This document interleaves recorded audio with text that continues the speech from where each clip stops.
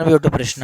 ప్రశ్న ఏంటంటే యెషయా గ్రంథం 61 అధ్యాయం 4 వచనం ప్రకారం 61 అధ్యాయం 4 వచనం ప్రకారం 61:4 ప్రకారం చాలా కాలము నుండి పాడుగున్న స్థలములను పాడైన స్థలమును వారు కట్టుదురు పూర్వమును పాడైన స్థలమును కట్టుదురు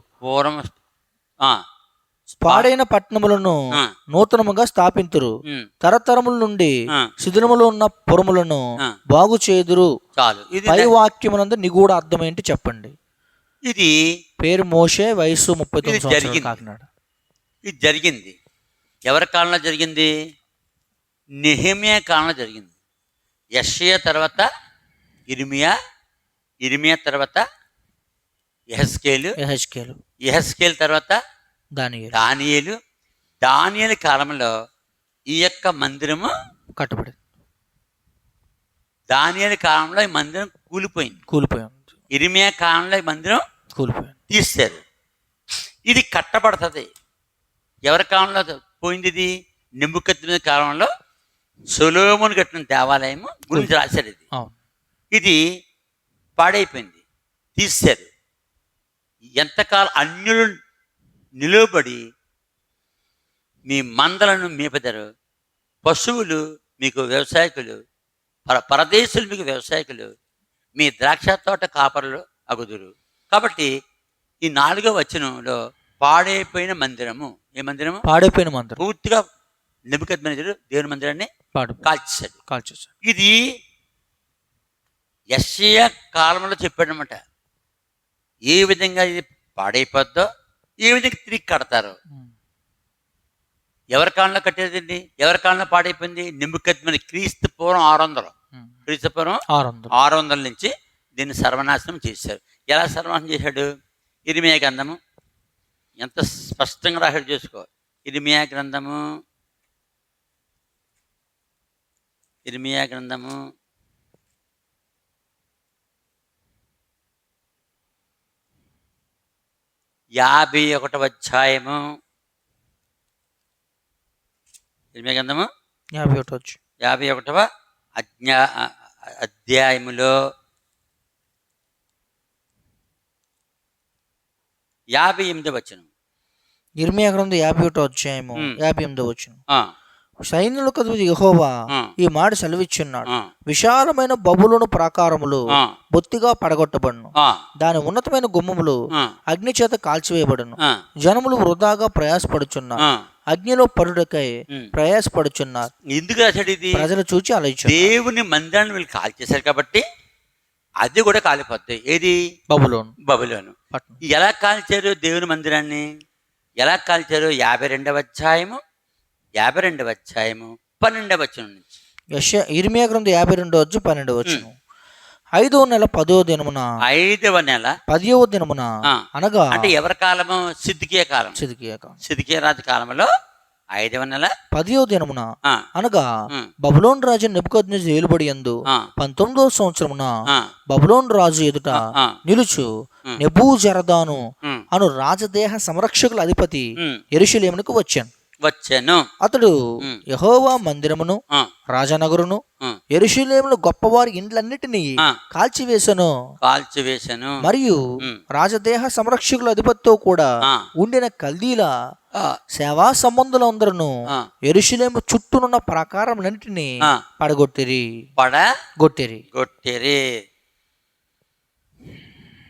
రెండవ దినవృత్తాంతములు 36వ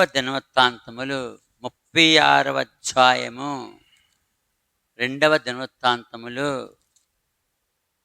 36వ అధ్యాయము 19వ వచనం. 2వ దినవృత్తాంత గ్రంథం 36వ అధ్యాయము 19వ వచనం. అదియుగాక కల్దీయులు దేవుని మందిరమును తగలబెట్టి యెరూషలేము ప్రాకారమును పడగొట్టి దాని యొక్క నగరులన్నిటినీ కాల్చివేసిరి. దానిలోని ప్రశస్తమైన వస్తువులు అన్నిటినీ బొత్తిగా పాడు చేసిరి. ఇది చెప్పాడు ఎవరు? యెషయా. మళ్ళీ యెషయా ఏం చెప్తున్నాడు? అది కట్టబడుతుంది. అదేం చేస్తుంది? కట్టబడుతుంది. ఎప్పుడు కట్టబడింది అని చూస్తే నెహెమ్యా గ్రంథములో ఆ విషయము జరిగినట్టుగా మనము చూస్తున్నాం. యెషయా 61 అధ్యాయం రాశాడు కదా, ఏం రాశాడు? యెషయా 61 అధ్యాయము 4వ వచనం. 4వ వచనం ఏం రాస్తున్నాడు? యెషయా 61 అధ్యాయం 4వ వచనం. చాలా కాలం నుండి పాడుగొన్న స్థలములను వారు కట్టుదురు. పూర్వమున పాడైన స్థలములను కట్టుదురు. పాడైన పట్టణములను నూతనముగా స్థాపింతురు. ఇప్పుడు నెహెమ్యా మొదటి అధ్యాయానికి రా. నెహెమ్యా మొదటి అధ్యాయంలో నెహెమ్యా ఏం చేస్తున్నాడో దీని గురించి. నెహెమ్యా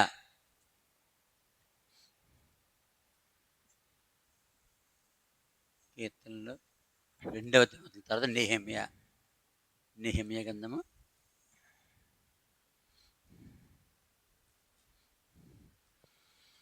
నెహెమ్యా గ్రంథము ఎజ్రా నెహెమ్యా గ్రంథం మొదటి అధ్యాయము 3వ వచనం. నెహెమ్యా మొదటి అధ్యాయం ముందు చూడాలి. నెహెమ్యా మొదటి అధ్యాయంలో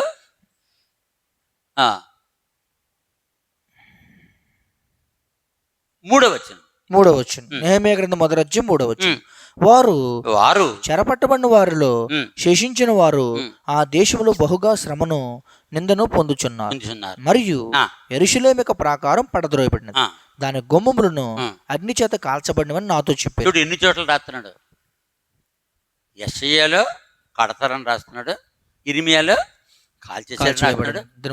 దాని తర్వాత 2:36 మందిరాన్ని కాల్చివేశారు. ఇప్పుడు నెహెమ్యాకి వచ్చింది వార్త.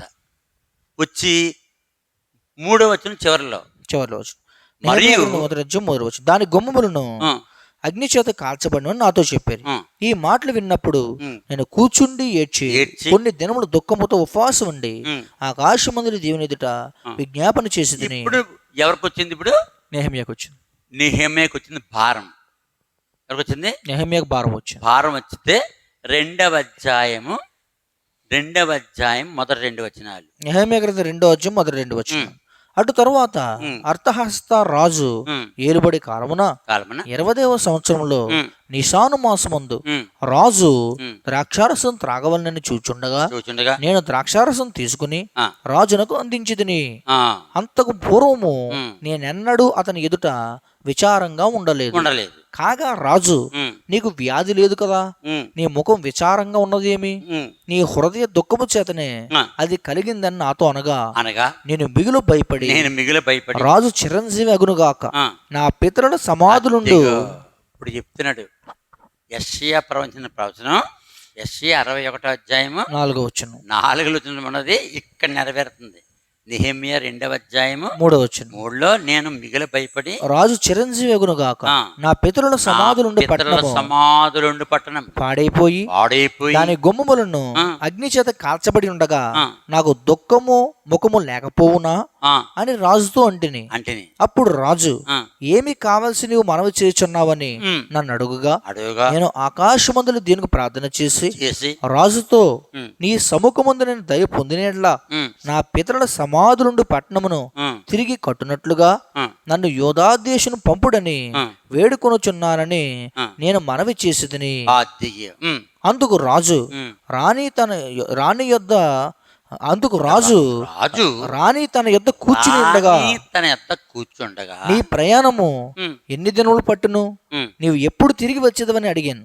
నేను ఎంత కాలమని చెప్పినప్పుడు రాజు నన్ను పంపుటకు చిత్తము గలవాడాయను. 8వ వచనం. నెహెమ్యా గ్రంథం 2వ అధ్యాయం 8వ వచనం. పట్టణ ప్రాకారమునకును మందిరముతో సంబంధించిన కోట గుమ్మములకును నేను ప్రవేశించబో ఇంటికి దూలములు ఇచ్చినట్లుగా రాజుగారి అడవులను కాయు ఆ సాపునకు ఒక తాకీదును ఇడని అడిగి తిని, అలాగూ నాకు తోడుగా ఉండి నాకు కృప చూపుచున్న నా దేవుని కరుణాహస్తము కొలది రాజు నా మనవి ఆలకించెను. తర్వాత నేను నది అవతలున్న అధికారుల యొద్దకు వచ్చి వారికి రాజు యొక్క తాకీదులు అప్పగించితిని. రాజు నాతో కూడా సేనాధిపతులను గుర్రపు రౌతులను పంపించాను. 13వ వచనం. నెహెమ్యా గ్రంథం 1:13. ఆ, నేను రాత్రికాలమందు ఆ. లోయ ద్వారము గుండా ఆ. భుజంగపు బావి ఎదుటికిని ఆ, పెంట ద్వారము దగ్గర పోయి ఆ. పడద్రోయబడిన యెరూషలేము ప్రాకారము చూడగా పడద్రోయబడి యెరూషలేము యొక్క ప్రాకారము చూడగా దాని గుమ్మములు ఆ. అగ్ని చేత కాల్చబడి ఉండెను. ఆ, తర్వాత ఆ, నేను బొగ్గ గుమ్మమున్న దగ్గరకు వచ్చి ఆ, రాజు కోనేటికి వెళ్ళితిని గాని ఆ, నేను ఎక్కి ఉన్న పశువు పోవుటకు ఆ. ఎడము లేకపోయాను. ఎడము 18 వచనం. 18 వచనం. 17 వచనం. నెహెమ్యా గ్రంథం 2:17. ఉమ్, అయితే వారితో నేను ఇట్లంటిని, ఉమ్, మనకు కలిగిన శ్రమ మీకు తెలిసి ఉన్నది. ఉమ్, యెరూషలేము ఎట్లు పాడైపోయాను, ఉమ్. దాని గుమ్మము అగ్ని చేత ఉమ్. ఎట్లు కాల్చబడినో మీరు చూచి అన్నారు. ఉమ్, మనకు ఇక మీదట నింద రాకుండా ఉమ్. యెరూషలేము ప్రాకారమును ఆ. మరలా కట్టుదుము రండి మరలా కట్టుదము రండి. రండి.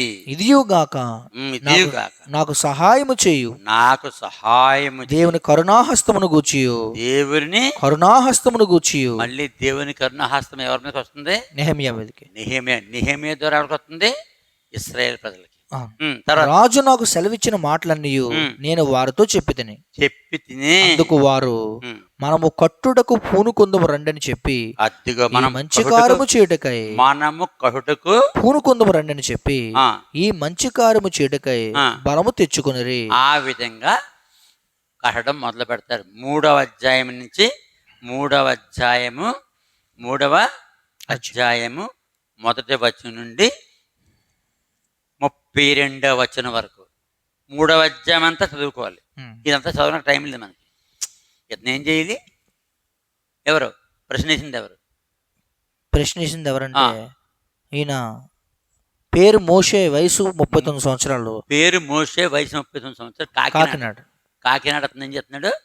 మరి తరతరముల నుండి సిద్ధములుగా పురములను బాగు చేయుదురు, ఉమ్. పై వాక్యం అందలే నిగూఢ అర్థము నిగూఢ అర్థమును మాకు వివరించు. వివరించగలరు.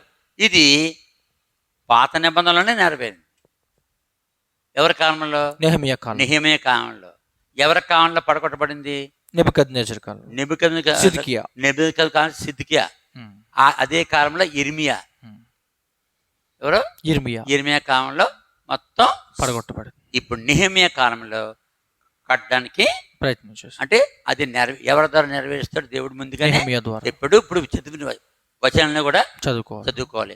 అప్పుడు ఎలా కట్టారో 3వ అధ్యాయం 2వ వచనం. నెహెమ్యా గ్రంథం 3:2. మొదటి వచనం చదువు. మొదటి వచనం. ప్రధాన యాజకుని ఎల్యాషీబును అతని సహోదరులైన యాజకులు లేచి గొర్రెల గుమ్మమును కట్టి ప్రతిష్ఠించి తలుపులు నిలిపిరి. అదిగో స్టార్ట్ అయింది. ఇప్పుడు నిలిపారు. 2వ వచనం. అతని ఆనుకుని ఎరుకో పట్టణం వారు కట్టిరి. వారిని ఆనుకుని ఇమ్రీ కుమారుని జక్కూరు కట్టెను. మస్సబు గుమ్మమును హసనయ వంశస్థులు కట్టిరి. అలాగే రాగా రాగా రాగా రాగా చివరిగా 28వ వచనం. ఆ చివరికి వచ్చేస్తాను. అంతా చదువుకోవాలి. 3వ అధ్యాయం మొదటి నుంచి 32 వచనం చదవాలి. తర్వాత నెహెమ్యా గ్రంథం 3వ అధ్యాయం 32వ వచనం. మరియు మూలకును గొర్రెల గుమ్మమునకు మధ్యను బంగారపు పనివారు వత్తకులు బాగు చేశారు. బంగారు పనివారిని ఇప్పుడు ఏమంటున్నారు మన దేశంలో? కంసాలు అంటే బంగారు పనివాడు. బంగారు పనివారు వత్తకులను బాగు చేశారు. అయిపోయింది. ఈ విధంగా అంటే పని చేస్తాను పూర్తి చేశారు. ఇంకా మందిరం కట్టాలి కదా. అందులో 18వ వచనం. 3:18. నెహెమ్యా గ్రంథం 3:18. అతను ఆనుకుని వారి సహోదరులైన హేనాదాదు కుమారుడైన బవ్నే బాగు చేశారు. భవ్య అంటే సిమెంట్ లో సిమెంట్ పేరు ఏం పేరు? భవ్య. ఇదిగో భవ్య ఎందుకు చదివించింది సార్?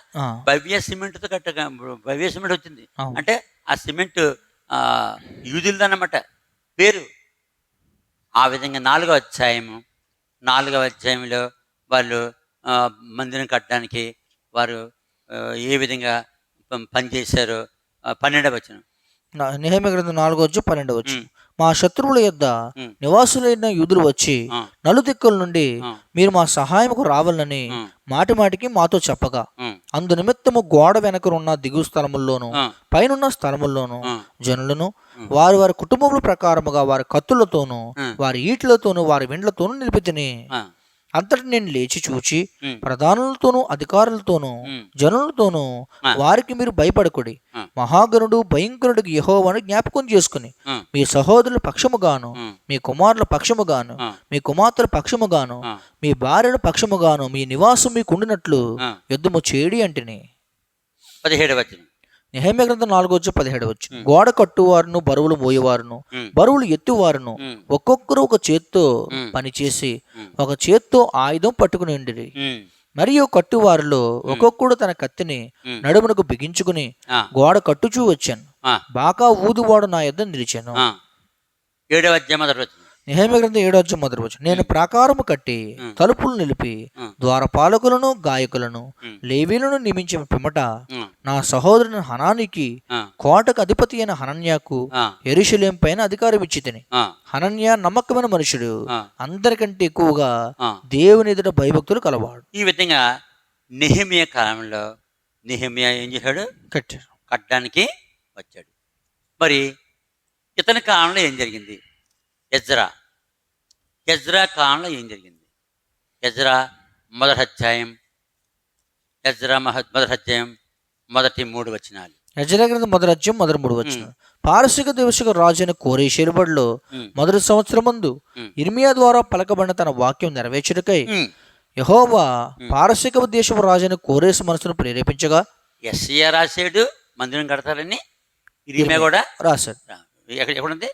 ఎజ్రా మొదటి అధ్యాయం మొదటి వచనం. మొదటి ఉమ్, యెహోవా పారసిక ఉమ్, దేశపు రాజైన ఉమ్. కోరేసు మనసును ప్రేరేపించగా ఆ, అతడు తన రాజ్యమంతటా చాటి వేయించి ఆ, వ్రాత మూలంగా ఇట్లు ప్రకటన చేశాను. ఆ, పారసిక దేశం రాజు అయిన కోరేషు ఆ, ఆజ్ఞాపించినది ఏమనగా ఆ. ఆకాశమందుల దేవుడైన అలా యెహోవా, 5 దాకా చదవాలి. ఆ, ఆకాశమందుల దేవుడైన యెహోవా ఆ, లోకమందున సకల జనములను ఆ. నా వశము చేసి ఉమ్, యోధా దేశమందున యెరూషలేములో తనకు మందిరము కట్టించుమని నాకు ఆజ్ఞ ఇచ్చి ఉన్నాడు. ఉమ్, కావున మీలో ఎవరు ఆయన జనులై ఉన్నారో ఉమ్, వారు యూదా దేశమందున యెరూషలేమునకు బయలుదేరి ఆ, యెరూషలేములో దేవుని మందిరమును అనగా ఆ. ఇశ్రాయేలు దేవుడైన యెహోవా మందిరమును కట్టవలెను. కట్టవలెను. వారి దేవుడు వారికి తోడయుండును గాక. ఆ, మరియు యెరూషలేములో దేవుని మందిరం కట్టించుటకై ఉమ్. స్వేచ్ఛార్పణను గాక ఆ, ఆయా స్థలముల్లోని వారు ఆ, తమ యొద్ద నివసించు వారికి ఆ, వెండి బంగారములను, వస్తువులను, పశువులను ఇచ్చి ఆ. సహాయం చేయవలని ఆజ్ఞాపించాను. 4వ అధ్యాయం 23-24 వచనాలు. యెజ్రా గ్రంథం 4:23-24 ఉమ్, రాజైన అర్తహస్త పంపించిన ఆ, యుత్తరం యొక్క ప్రతి ఉమ్, రిహూమునకును షిమ్మయ్యకుని వీరి పక్షముగా ఉన్నవారికి వినిపించబడినప్పుడు ఆ, వారు త్వరగా ఆ. యెరూషలేములో యూదుల ఎద్దుకు వచ్చి వచ్చి బలవంతము చేతను, ఆ, అధికారము చేతను వారు ఆ. పని ఆపినట్లు చేయగా ఆ, యెరూషలేము నుండి దేవుని మందిర పని నిలిచిపోయాను. ఆ, ఇలాగున ఆ, పారసిక దేశపు రాజు అయిన దర్యావేషు ఏలుబడిందు ఆ, 2వ సంవత్సరంకు ఆ పని నిలిచిపోయాను. ఆ. నిలిచి పోయాను. ఇక దేవుని మందిరం కట్టడానికి వచ్చారు నెహెమ్యాను ఎజ్రా. ఎవరి కాలం నిలిచిపోయింది? మందిరం కట్టడం దర్యావేషు కాలపుడు నిలిచిపోయిందా? 6వ అధ్యాయము మొదటి వచనం. యెజ్రా గ్రంథం 6:1 ఉమ్. అప్పుడు రాజైన దర్యావేషు ఆ, ఆజ్ఞ ఇచ్చినందున ఆ, బబులోన్లో ఖజానాలోని ఆ, దస్తావేజు కొట్లో వెతకగా ఉమ్, మాదీల ప్రదేశమందు ఉమ్, ఎగ్బతానా అను పురములో ఆ. ఒక గ్రంథము దొరికింది. దొరికింది. దానిలో వ్రాయబడిన ఈ సంగతి కనబడింది. 2వ వచనం. రాజైన కోరేషు ఏలుబడిలో ఆ, మొదటి సంవత్సరమందు ఉమ్, అతడు యెరూషలేము నుండి దేవుని మందిరం గురించి నిర్ణయించినది. ఉమ్, బలులు అర్పించదగిన స్థలముగా ఉమ్, మందిరం కట్టించబడవలను. ఆ, దాని పునాదులు గట్టిగా వేయబడవలను. ఆ, దాని నిడివి ఆ, 60 మూరలను, ఆ, దాని వెడల్పు ఉమ్, 60 మూరలు ఉండవలను. ఆ, 3 వరసలు గొప్ప రాళ్ల చేతను, ఆ, ఒక వరస క్రొత్త మురాళ్ళ చేతను కట్టించబడవలను. ఉమ్. దాని వ్యయమును అలా 7వ రాజు యొక్క ఖజానా నుండి ఇవ్వవలను. ఉమ్, మరియు ఆ, యెరూషలేములో ఉన్న ఆ, ఆలయములో నుండి ఆ, నెబుకద్నెజరు ఉమ్, బబులోనుకు తీసుకువచ్చిన దేవుని మందిరం యొక్క వెండి బంగారు ఉపకరణలు తిరిగి అప్పగించబడి ఉమ్, యెరూషలేములో ఉన్న మందిరం తేబడి ఆ. దేవుని మందిరంలో వాటి స్థలమందు పెట్టబడవలను. పెట్టబడవలెను. 7వ వచనం. 7 యెజ్రా గ్రంథం 6:7 ఉమ్, దేవుని మందిరం పని జరగనిచ్చి ఆ, వారి అధికారిని ఆ, పెద్దలను ఆ. దేవుని మందిరమును దాని స్థలమందు కట్టింపనీయుడి. కట్టింప నీయుడి. నీయుడి. 12వ వచనం. యెజ్రా గ్రంథం 6:12 లేక 10 నుంచి యెజ్రా గ్రంథం 6:10 నుంచి 12 వరకు. వారికి కావలసినంత ఇవ్వలను. ఇంకనూ మేము నిర్ణయించింది ఏమనగా, ఎవడైనా ఆజ్ఞను భంగపరిచిన ఎడల వాడి ఇంటి వెన్నుగాడి ఊడదీయబడి నిలవనెత్తబడి దాని మీద వాడు ఉరి తీయించబడును. ఆ తప్పును బట్టి వాని ఇల్లు పెంటరాశి చేయబడును. ఏ రాజులే కాని ఏ జనులే కాని ఈ ఆజ్ఞను భంగపరిచి యెరూషలేములో దేవుని మందిరం నశింపు చేయగా చేయి చాపిన ఎడల తన నామును అక్కడ ఉంచిన దేవుడు వారిని నశింప చేయను. దర్యావేషను నేనే ఈ ఆజ్ఞ ఇచ్చి తిని మరియు అతి వేగముగా జరగవలని వ్రాయించి అతడు తాకీదుగా పంపించాను. 15వ వచనం యెజ్రా గ్రంథం 6వ అధ్యాయం 15వ వచనం. రాజైన దర్యావేషు ఏలుబడి యందు 6వ సంవత్సరం ఆదారు నెల 3వ నాటికి మందిరము సమాప్తి చేయబడింది. అమ్మయ్య. ఇప్పుడు ఈయన ఏం చేయాలి? యెషయా గ్రంథము 61:4 చాలా కాలం నుండి పాడుగానున్న స్థలమును వారు కట్టుదురు, పూర్వకాలమున పాడైన స్థలములను కట్టుదురు, పాడైన పట్టణములను నూతనముగా స్థాపింతురు, తరతరముల నుండి శిథిలములైన పురములను బాగు చేయుదురు. పై వాక్యమందలి నిగూఢ అర్థమును మాకు తెలియజెప్పగలరు. పేరు మోషే, వయసు 39 వయసు, కాకినాడ. ఈ వ్యక్తి ఏం చేయాలంటే యెషయా గ్రంథం 61:4 చదువుకున్నాడు. అలాగే ఇర్మియా గ్రంథము 52వ అధ్యాయం చదవాలి. ఎలాగ మందిరం నాశనం అయిపోయిందో అలాగే 2వ దినవృత్తాంతాలు 36వ అధ్యాయం మొత్తం చదవాలి. దాని తర్వాత యెజ్రా 10 అధ్యాయాలు, నెహెమ్యా 13 అధ్యాయాలు మొత్తం చదవాలి. 10, 13, 23. అప్పుడు దేవుని మందిరం ఎలా కట్టారో, పాడిపోయిన మందిరం, దాని గురించే ఈ వచనం. మళ్ళీ దాని తర్వాత మళ్ళీ యెజ్రా నెహెమ్యా కాలంలో కట్టింది మందిరం. మక్కబీయుల కాలంలో క్రీస్తు పూర్వం 168లో ఎవడు సిరియా రాజు అంతియోకస్ ఎపిఫెనీస్ క్రీస్తు పూర్వం 168లో మళ్ళీ దాన్ని ఆడపందిని బలేసి అపవిత్రపరిచాడు. అది మళ్ళీ పోయింది, మళ్ళీ నాశనం అయిపోయింది. మళ్ళీ అది యేసు క్రీస్తు పుడతలు అనగా హేరోదు కట్టాడు. హేరోదు కట్టారు. అది యేసు ప్రభు కాలంలో ఉంది. అది మత్తయి 24వ అధ్యాయం. అది కూడా నాశనం అయిపోతున్నాడు. నాశనం అయిపోయి ఉంది. ఇప్పుడు అది తీతు కాలంలో పోయింది. ఈ కాలంలో తీతు కాలం క్రీస్తు శకం 70వ సంవత్సరంలో యేసు ప్రభు కాలంలో ఉంటే మందిరం ఏ రోజు కట్టింది? తీతుకు పడగొట్టేశాడు. రాళ్ళ మీద రాయి లేకుండా. ఇవన్నీ చదువుకోలేదు మనం చదివి చెప్పేవాడిని. ఇతనే కాదు, ఇతనితో ఎవరైతే ఉన్నారో ఈ పరిశీలన సంబంధం. దాని తర్వాత క్రీస్తు శకము 70వ సంవత్సరంలో తీతుకునే రోమా చక్రవర్తి పడగొట్టిన మందిరం మొత్తం లేదు. ఇప్పుడు కట్టడానికే ప్రయత్నం చేస్తున్నారు ఇశ్రాయేలు యూదులు. ఇప్పుడు దేవుని మందిరం మీద ఏముంది? మసీద్ ఉంది. ఎవరి మసీదు? ఓమర్ అనే మసీదు. మహమ్మదీయుని యొక్క మసీద్ ఉంది, సమాధి. ఆ సమాధి తీసేసి మందిరం కట్టాలి. అది కడితేనే కానీ హేయమైన వస్తువు దాంట్లో పెట్టబడదు. మత్తయి సువార్త 24:15. మత్తయి సువార్త 24వ అధ్యాయము 15వ వచనం. కాబట్టి ప్రవక్త దానియేలు ద్వారా చెప్పబడిన నాశనకరమైన హే వస్తువు పరిశుద్ధ స్థలం నిలుచుడు మీరు చూడగానే చదువువాడు గ్రహించును గాక. యోధేయులు ఉండువాడు కొండలకు పారిపోవాలి. అంతే. అంటే యేసు ప్రభు కాలంలో ఉన్న మందిరం పోయింది. ఎవరి కాలంలో? టైటస్ కాలం, క్రీస్తు శకము 70వ సంవత్సరంలో. అప్పటి నుంచి ఇప్పుడు దాకా మందిరం లేదు. ఎవరికి? ఇశ్రాయేలుకి. ఇప్పుడు మళ్ళీ మందిరం కడతారు. ఆ మాట చెప్పాను. కాబట్టి ఎన్ని చదువుకోవాలి. ఇక్కడతో ఈ యొక్క ప్రశ్న సమాధానం పూర్తి చేశాం. మోషే అనే వ్యక్తికి వచ్చిన ప్రశ్న ఎవరికైతే ఉందో ప్రపంచంలో వారందరూ తెలుసుకోవాలని కోరుతున్నాం.